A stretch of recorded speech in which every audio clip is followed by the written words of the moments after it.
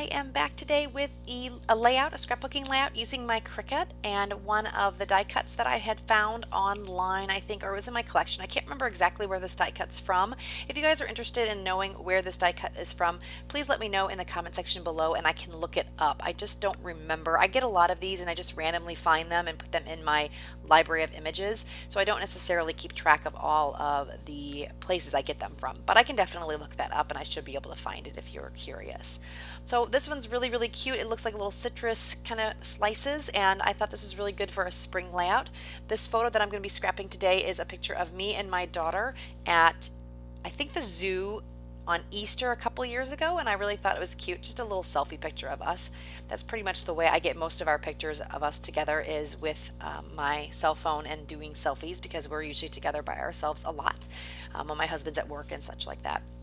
So I just backed a lot of those cut files, or like a lot of those images with some of that scrapbook paper that I showed here in the beginning.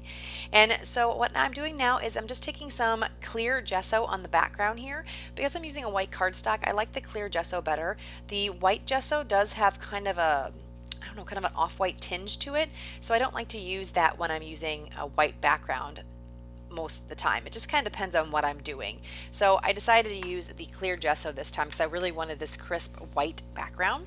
Now I'm going to take some of my Lindy's Stamp Gang spray and I'm going to do the paper or the plastic packaging smooshing technique.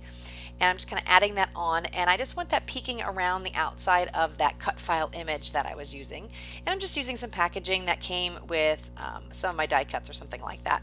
And that's a good way to use up your trash. It's a second purpose. It's a good way to recycle, and I just really like how this technique looks, and I use it a lot on my scrapbooking pages. Like I said, the spray is from Lindy's Stamp Gang, and I really like it. It's a lot different. I like the texture of the Lindy Stamp Gang spray because it does have more of a, I don't know, a watery texture. It's not as thick or paint-like, and I do like that for a lot of things that I do too, so I do recommend the Lindy Stamp Gang a lot. I like a lot of the other sprays as well, like shimmers and things like that, so I probably like Lindy Stamp Gang and shimmers the most, but then it's closely followed by the Heidi Swap Color Shine and things like that. And then there's a couple other sprays that I do use, but maybe not like quite as much as the ones I just mentioned. So now I'm putting my die cut piece down so I can make sure I have the color where I would like it, and then I'm just adding a little bit more color here and there with a brush. And then I decided to take this kind of mossy, kind of green color that is, I believe, from October Afternoon, and it's more like a paint, but I like how that looks on this layout because I wanted that more chalky paint look to the green splatters, and I think it accents really well with the colors that were in the die cut image. So I'm just kind of cleaning that up and drying it. And I have put foam on the back of this die cut. I wanted it to be raised up a bit. And you can see that green foam there in the middle. And I don't care that you can see that foam because I am going to be covering it up with the photo here in just a little bit. So I'm just going to glue that down with my Scotch Quick Dry Adhesive, or I guess this is called tacky glue now.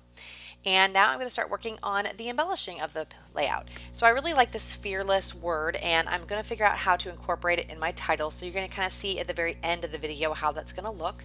But first I'm going to layer some paper and things on the back of my photo. This is just a chipboard frame that's in my stash. I think it's a Maggie Holmes chipboard frame from Crate Paper. So I'm going to add that. I have that tag there, you can see there on the upper left, that I'm pulling out now, that just has some words on it, some typewriter font. It looks like a book print, I guess, and that is from my stash that I've had for quite some time, and I really like the contrast of the black and white, and it's kind of got a cream base to it. It's not a completely stark white tag. So now I am working on the photo some more. I am going to pop it up because that frame that I'm using, that floral frame, it does have some dimension to it. I need to put some foam on the back of my photo to kind of to pop it up a bit. But first, before I do that, I'm going to find some cardstock that I can mount this photo on, and I'm just going to be putting it on this white cardstock just to have a little bit of a white border around it. It's going to be a very thin border. I typically like pretty thin borders. I started printing all of my photos at Persnickety Prints because I was very disappointed with Costco and Walgreens photo quality, and I've just decided that I'd rather pay more money and get some really nice quality photos than go to some of the other big chain stores, because I'm just not satisfied with the print quality. Some of these older photos that I have, I think like this one, it was printed before they changed over their photo printing at Walgreens. They used to use a water-based photo printing, and then they moved to printer, like a photo printer, like a like a printer that you would print copies on, and I just really don't like the quality. So I am very, very pleased with Persnickety prints. And basically the reason I was talking about persnickety is because now when I get my prints printed there, I do get the white border around it. So it's a little bit thicker than I'm used to, but I do really like that crisp edge. And then I'm just not using the white cardstock because I like to most of the time back my photo with some white cardstock. And I figured if I don't want that white border, I can always cut it off, but I'd rather have it there and use it as an option. So like I was saying about Persnickety, I highly, highly recommend them. I have been very, very pleased with the quality. They have prints that are waterproof. My friend actually had some flooding in her basement, and she had some photos from Persnickety in a box, and they were at the bottom, towards the bottom of the box.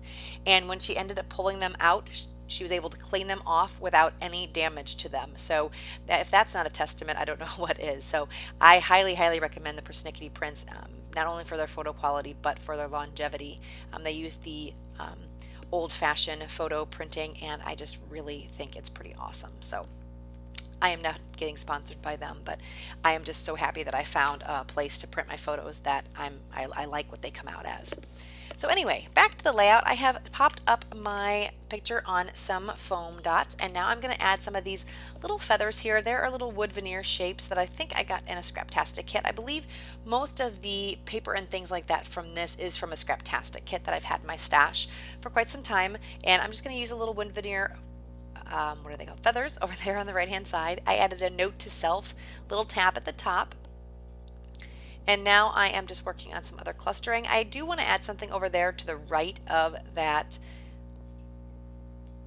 feather cluster, and I'm just going to have to figure that out what I want to do here in just a minute. I am going to add that little flare badge, and then on the left hand side I did add a little die cut floral piece.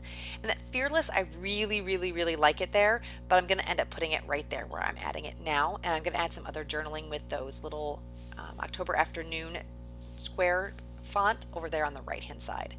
So now I'm looking at these washi strips. They're from the I Am collection by Simple Stories.